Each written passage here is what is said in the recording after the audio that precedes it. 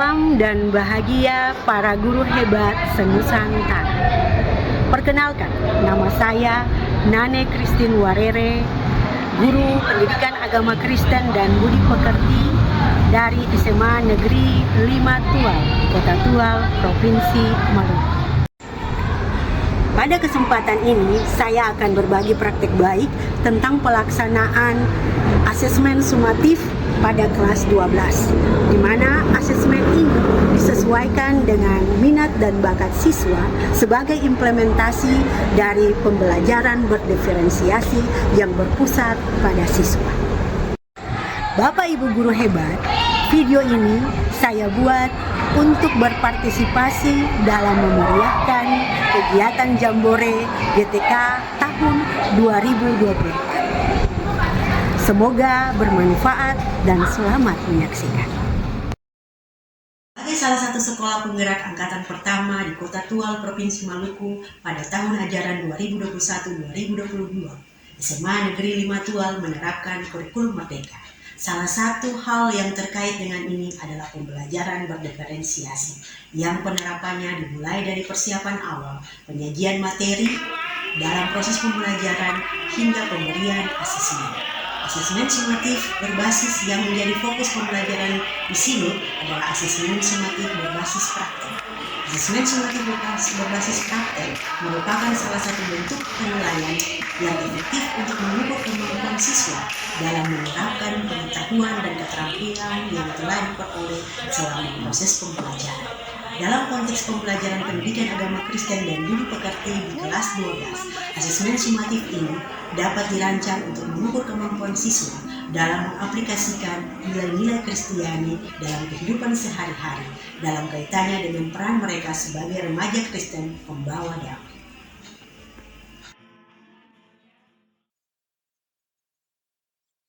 Ada 4 permasalahan dan tantangan yang dihadapi.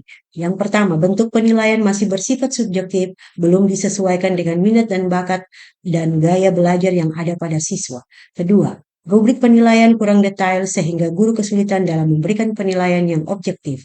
3, waktu pelaksanaan yang terbatas akibat jadwal pembelajaran yang padat. Dan 4, persiapan yang kurang matang baik dari segi materi maupun alat dan bahan menghambat pelaksanaan asesmen.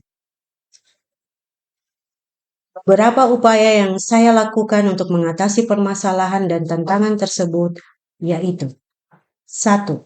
Dengan berbekal data gaya belajar siswa yang telah diperoleh berdasarkan asesmen awal yang dilakukan oleh saya maupun yang diperoleh berdasarkan aplikasi sigap yang dibuat dan dikembangkan di sekolah kami, maka asesmennya disajikan dalam berbagai pilihan bentuk yang dapat mengakomodir potensi dan kemampuan yang dimiliki oleh siswa. Kedua, rubrik penilaian dikembangkan secara jelas dan lebih terperinci. 3. Memadatkan waktu pelaksanaan asesmen dalam satu pertemuan, berkoordinasi secara baik dengan rekan guru yang lain, memanfaatkan waktu luang, melibatkan rekan guru sejawat untuk membantu memberikan penilaian dan memberikan ketegasan kepada siswa terkait durasi waktu. Keempat, mempersiapkan siswa sebaik mungkin dan memanfaatkan dana pembelajaran yang diberikan oleh sekolah yang berasal dari dana BOS reguler atau BOSP.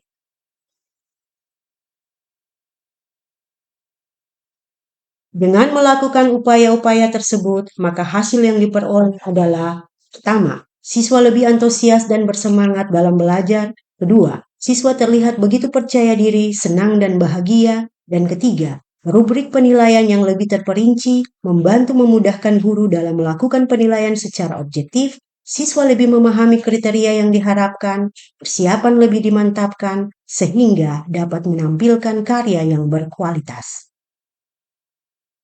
Melalui pengalaman melaksanakan asesmen ini, saya belajar bahwa perencanaan yang matang dan kolaborasi dengan teman sejawat sangat penting.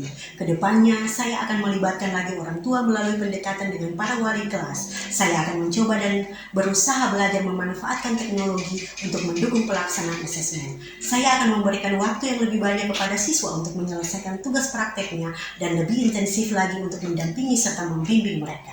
Semua karya kreatif ini yang dipilih dan dikembangkan secara individu maupun kelompok, bahkan dikolaborasikan dengan beberapa kelompok gaya belajar, dapat dilihat sebagai berikut. selamat siang teman-teman yang Ibu Guru Shalom. Pada kesempatan kali ini kelompok kami melakukan kolaborasi yaitu puisi, menyanyi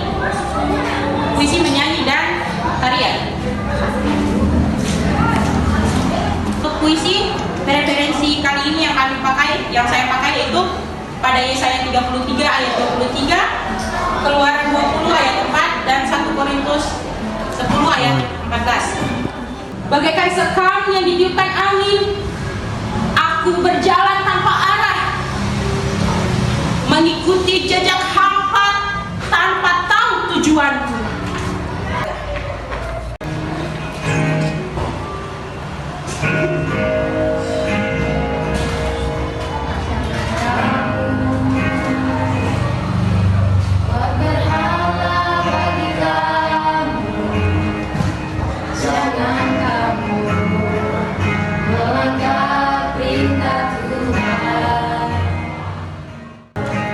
Pagi dan shalom teman-teman dan Ibu Guru.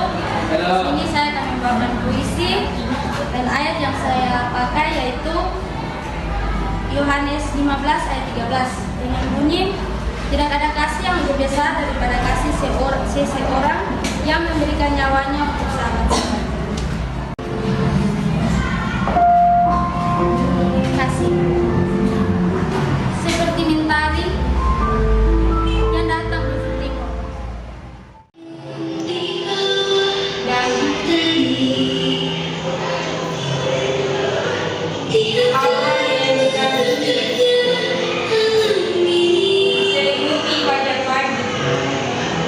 Tuhan Yesus di sini bisa kalian lihat tangan Tuhan Yesus memegang pundak kedua anak kecil yang berarti Tuhan mau mendekatkan diri kepada anak-anak.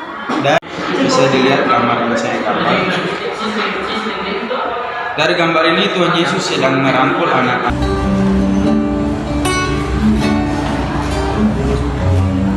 Ketika bulan lagi berseri,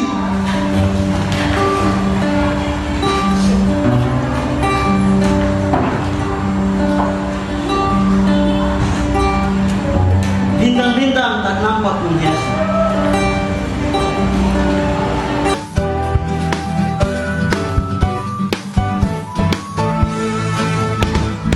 Kasih, sukacita, damai sejahtera. Halo, perkenalkan nama saya Novia Filistin Tahitu. Saya dari kelas 12 IPA 1 SMA Negeri 5 Tual. Di sini saya ingin menyampaikan kesan saya terhadap proses pembelajaran berdiferensiasi lewat asesmen sumatif. Di sini saya rasa proses pembelajaran ini merupakan proses pembelajaran yang menyenangkan. Kenapa? Karena yang pertama kami para siswa diajak untuk selalu bersikap kreatif dan inovatif di dalam proses belajar mengajar sehingga proses pembelajaran tidak membosankan. Yang kedua, kami mampu untuk menyalurkan minat dan bakat kami di dalam proses pembelajaran sehingga kami merasa sangat antusias dalam proses pembelajaran. Mungkin itu yang dapat saya sampaikan. Terima kasih. Halo semuanya, perkenalkan nama saya Haryanti Belasa Fitriur. Saya berasal dari kelas 12 IPA. Menurut saya dalam pelajaran agama kali ini sangat menyenangkan dan juga menarik. Karena kami sebagai para siswa dan para siswi dapat mengaplikasikan apa yang kami pelajari sesuai dengan minat, hobi dan bakat kami masing-masing. Seperti hobi dalam bernyanyi, hobi dalam menari, hobi dalam membuat video TikTok, dan lain sebagainya. Terima kasih. Terkait dengan apa yang dilakukan Ibu Nane di pelajaran agama, ternyata untuk asesmen agama dalam pembelajaran diferensiasi bisa juga anak-anak menggunakan minat dan bakat mengekspresikan apa yang dipelajari di agama. Misalnya ada yang menari, ada yang menyanyi, ada yang membuat lukisan, dan itu terdengar begitu menyenangkan karena pada saat saya menjadi murid dulu tidak pernah terjadi hal seperti itu. Bapak Ibu Guru hebat, demikianlah video saya tentang pelaksanaan asesmen sumatif berbasis praktek dalam pembelajaran berdiferensiasi. Semoga bermanfaat.